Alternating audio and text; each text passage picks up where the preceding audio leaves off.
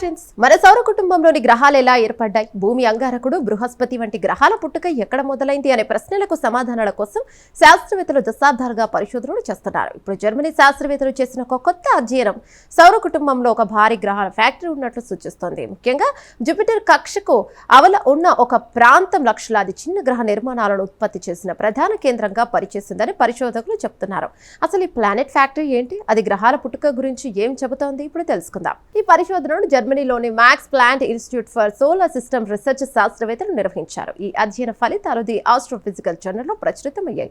ఈ పరిశోధనకు జోవానా డ్రాజ్కోవ్స్కో నాయకత్వం వహించగా, నెడియా గురుటాక్స్గా తోట్సెన్ క్లెయినీ, విఘ్నేష్ వైకుంఠరామన్ వంటి శాస్త్రవేత్తలు పాల్గొన్నారు. దాదాపు 460 కోట్ల సంవత్సరాల క్రితం మన సూర్యుడి చుట్టూ వాయువు, ధూళితో నిండిన ఒక భారీ డిస్క్ ఉండేది.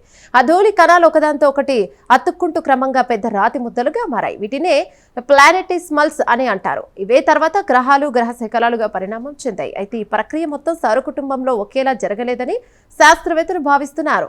లేటెస్ట్ కంప్యూటర్ సిమ్యులేషన్ల ప్రకారం బృహస్పతి ఏర్పడిన తర్వాత దాని చుట్టూ భారీ పదార్థాన్ని తన వైపు ఆకర్షించింది. దీంతో తన కక్ష సమీపంలో ఒక ఖాళీ ప్రాంతం ఏర్పడింది. అదే సమయంలో బృహస్పతి కక్షకు అవతల ఉన్న అధిక పీడనం కలిగిన ఒక వలయాకార ప్రాంతం ఏర్పడింది. ప్రాంతంలో భారీగా ధూళి కణాలు చిక్కుకుపోయి క్రమంగా గ్రహాల నిర్మాణానికి అవసరమైన పదార్థం పేరుకుపోయిందని పరిశోధకులు గుర్తించారు. శాస్త్రవేత్తలు ఈ ప్రాంతాన్ని డస్ట్ ట్రాప్ అని పిలుస్తున్నారు. అంటే ధూళి కణాలు బయటకు వెళ్లకుండా చిక్కుకుపోయే ప్రాంతం ఈ డస్ట్ ట్రాప్ లో దాదాపు 20 లక్షల సంవత్సరాల పాటు వివిధ రకాల ప్లానెటిస్మల్స్ ఏర్పడినట్లు సిమ్యులేషన్లు సూచించాయి. ఆశ్చర్యకరంగా ఒకే ప్రాంతంలో వేరువేరు కాలాల్లో వేరువేరు రకాల గృహ నిర్మాణాలు ఏర్పడ్డాయని పరిశోధకులు గుర్తించారు.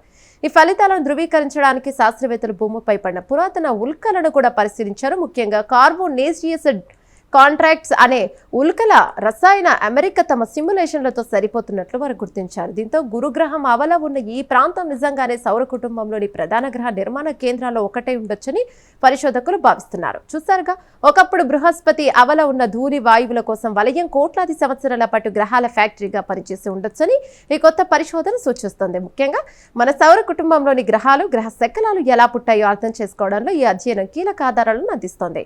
శాస్త్రవేత్తలు చెబుతున్నారు. అయితే భవిష్యత్తులో మరిన్ని పరిశోధనలు జరిగితే మన సౌర కుటుంబం పుట్టుక వెనుకున్న మరిన్ని రహస్యాలు వెలుగులోకి వచ్చే అవకాశం ఉంది. ప్రత్యేక కథనంపై మీ అభిప్రాయాలను కామెంట్ ద్వారా తెలపండి. వీడియో నచ్చితే లైక్ చేసి ఛానల్ను సబ్స్క్రైబ్ చేయండి. Thank you.